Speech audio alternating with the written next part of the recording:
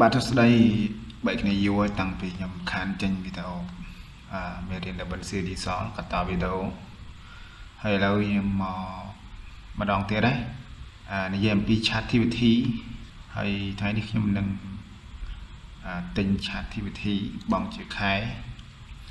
ហើយខ្ញុំប្រាប់ហេតុអ្វីបានយើងត្រូវទិញហេតុអ្វីយើងមិនត្រូវទិញតែយើងទិញធ្វើអីព្រោះពីមុនខ្ញុំធ្លាប់បានបញ្យល់ម្ដងហើយតែហេតុអ្វីបានយើងត្រូវទិញព្រោះទិញវាមានសារៈសំខាន់ណាស់វាដូចយើងប្រើ free ហើយមួយទៀតកម្មវិធីដែលយើងគ្រិចកម្មវិធីដែលយើងគ្រិចហើយនឹងកម្មវិធីដែលយើងទិញវាខុសគ្នាមកចឹងណាអញ្ចឹងខ្ញុំដូចថាខ្ញុំរំលឹកទី1យើងបើយើងទិញទាំង ChatGPT ឬក៏ Gemini ឬក៏កម្មវិធី software ផ្សេងៗគឺយើងសុវត្ថិភាពយើងដើរទាន់គេដើរទាន់ពិភពលោកនៅក្នុងហ្នឹងគឺមានរបស់កំមុនគេផ្ដល់ឲ្យច្រើនយើងអត់ពិបាកគិតអត់ពិបាកស្វែងរកដូចជា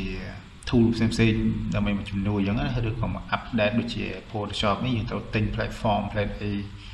ទិញអីមកដាក់ដើម្បីវាមានភាពងាយស្រួល design អញ្ចឹងបើយើងទិញ Photoshop អីចឹងគេមានរបស់គេក្រុមហ៊ុនគេឲ្យហ្នឹងគឺល្អប្រើ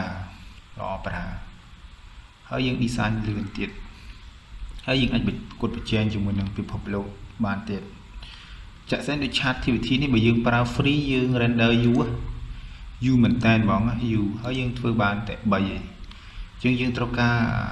រូបភាពច្រើនយើងពិបាកផលិតហ្មងពេលយើងសរសេរ prompt ទៅវាយើងមិនដូចចិត្តយើងចង់កែបានតែ3ដងវាលែងឲ្យយើងហើយអញ្ចឹងយើងពិបាកធ្វើការរបស់ free មួយទៀតគឺបើយើងប្រើរបស់គ្រិចមានថាយើងចាំទៅយើងជីចោលមានថាយើងលួចរបស់កម្មវិធីគេមកប្រើអញ្ចឹងកាលណាចោលយើងដឹងហើយអត់មានសុវត្ថិភាពទេអញ្ចឹងកុំព្យូទ័ររបស់យើងអត់មាន security ទេតែយើងមានឯកសារសំខាន់ឬក៏យើងមានបែងដាក់នៅក្នុងកុំព្យូទ័រអីច្បាស់គេ hack យកបានណា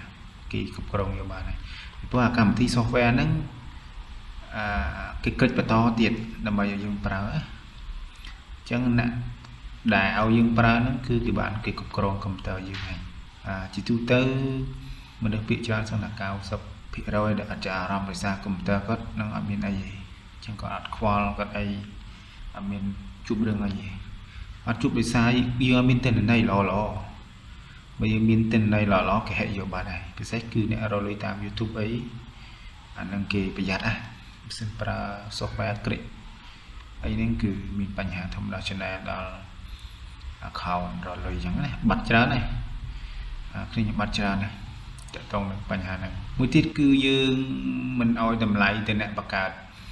មួយទីហៅថាយើងដូចជាអ្នកសេហ្វុនខ្មែរអញ្ចឹងគាត់ខំសរសេរខំអីតែគ្នាយើងមនុស្សនៅស្រុកខ្មែរភាគច្រើនលួចគ្នាតអញ្ចឹងអ្នកដែលខំផលិតហ្នឹងគ្នាខំផលិតចង់ងាប់ហើយបែរទៅជាមិនបានលុយហើយបាក់ទៅចិត្តទៀតនេះគាត់ខំបង្កើតហើយចំណាយពេលវេលាមានប្រាក់ research អញ្ចឹងក្រុមគ្រួសារកូនគាត់មានតែជួបបញ្ហារ៉ៃមថុចង់អីចឹងហើយយើងមិនមានអ្នកប្រាជ្ញទេអញ្ចឹងបានភាគច្រើនអក្សរខ្មែរយើងអត់ត្រូវ support ជាមួយនឹង software ផ្សេងដោយសារបញ្ហាហ្នឹងដោយសារយើងអត់មានអ្នកប្រាជ្ញព្រោះយើងលួចតគ្នាយក font មួយ$10យើងហ៊ានទិញហ្នឹងយើងលួចតគ្នាអញ្ចឹងណាអានេះគឺជាបញ្ហាខ្លាំងណាស់តែបើយើងទិញដូចជា font ខ្មែរអញ្ចឹងយើងទិញអញ្ចឹងហើយយើងទិញអញ្ចឹងគាត់មានជីវភាពទូធាអញ្ចឹងធ្វើឲ្យគាត់មានទឹកចិត្តផលិតអ្វីដែលថ្មីជូនប្រជាពលរដ្ឋខ្មែរយើង ចឹងអសរខ្មែរយើងក៏វាល្បីទៅតាមនឹងដែរប្រកួតជាអ្នកចរចាជាមួយនឹង software អីមួយថា Photoshop DaVinci Resolve Premiere អីគាត់ចរចាដើម្បីឲ្យ support ជាមួយនឹងខ្មែរយើងគាត់ចរចាទៅក្រុមហ៊ុនអាហ្នឹងដែល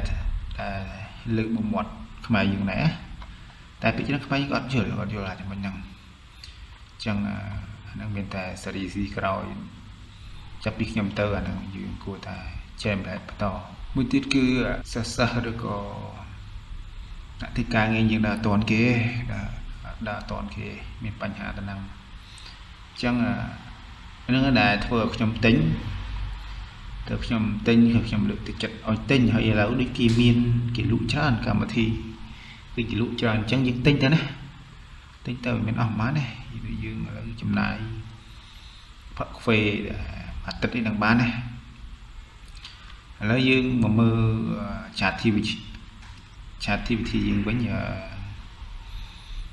ឡូវយើងមកមើលតើគឺយកមួយណាហើយយើងសម្រាប់នេះខ្ញុំយក$5ព្រោះខ្ញុំមិនប្រើច្រើនទេខ្ញុំគ្រាន់តែផលិត poster តិចតួចអញ្ចឹងណាដើម្បីវាយើងផលិតបានរូបភាពច្រើនហើយលឿនជាងមុននេះក៏ដែរណាពេលយើងបង់ប៉ុណ្ណឹងទៅយើងធ្វើឲ្យភាពបានច្រើនជាងមុនណានេះក៏ដែរ generate នេះអញ្ចឹងវាបានច្រើនជាងមុនហើយ upload ណាសួររឿង content